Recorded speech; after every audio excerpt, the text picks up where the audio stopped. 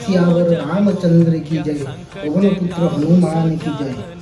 आमे प्रभु हनुमान को ठारू कौन शिक्षा लाभ करुचे, आम समाज रे से हमको की शिक्षा प्रदान करुचंती सेही विषय जानिबा पई मु स्टोरी कहूची।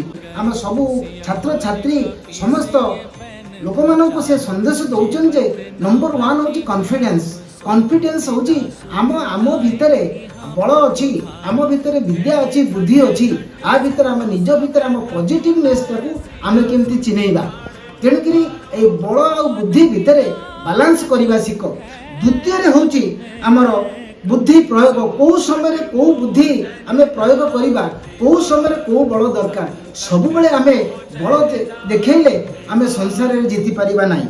नंबर 3 होची आम रामंक विषय रे से जो सीता पाखरे तांकर रामंकर गुणगान कले आ रावण पाखरे रामंकर जो बल देखले, that is called one type of management. से मैनेजमेंट कौन कले, शक्ति प्रदर्शन कले। रावण पाखरे देखे गोटे छोट मांकड़ भी तोर लंकार केमती अवस्था करिछि, जेते बेले हमर बड़ सैन्य सामंत आसीबो तो लंकार अवस्था कौन हबो। हनुमान चाहितले सीता को एका संगरे नहीं आसी पारि थांते।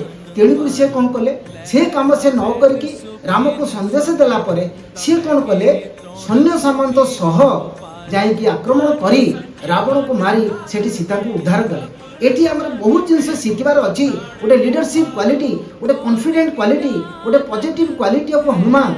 जे हनुमान हमको बहुत शिक्षा देइचंदी। आमे समस्त के मो अनुरोध करूची, एटलिस्ट आमे हनुमान को परि तो हेई परिबानी, तार भक्त आमे भगवान श्री रामचंद्र को डाकिबा, हनुमान को डाकिबा।